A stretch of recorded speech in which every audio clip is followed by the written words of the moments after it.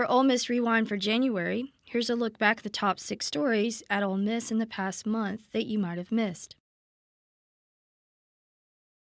And NASA is very interested in our project because in the long term it has implications for growing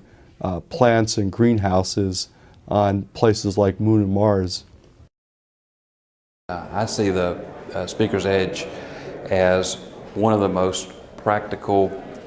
applicable things in the real world that's happening at Ole Miss. And so I just wanted to be a part of that because I think it's a major part of education and the education system that we're going to see tomorrow. It's how do students take what they know and then implement that in the marketplace. This particular case, it's also just an intriguing problem that it was a privilege to be part of an investigation where we could come up with an idea that said it might be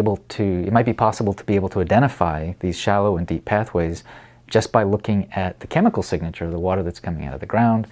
to be able to go out, take the samples, run them, get the results back, and find that, in fact, that is what turned out to be true. It's been used historically as a substitute for opium, and opium abusers, when they couldn't get opium, they would utilize this plant material in place of opium as a substitute. It's also been used to try and wean people off of opium historically in Thailand. In terms of being able to provide a product that might not have some of those liabilities of the current medications like methadone and buprenorphine, that's kind of the goal of what we've been doing. What we have strived to do is utilize a new technology, which is hot melt extrusion, and take that technology and also combine it with a new or novel delivery system, and putting those kind of two-prong approach together, be able to get THC and other drugs into the bloodstream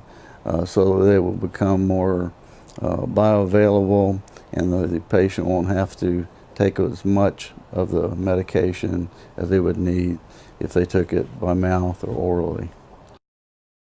Everyone knows that good teachers makes a difference, and we know that in this country and in this state that the prestige of the teaching profession is not what it once was and not what it needs to be. And so those of us in higher education have a responsibility and a role in K-12 education, and certainly a big part of that role is preparation for teachers.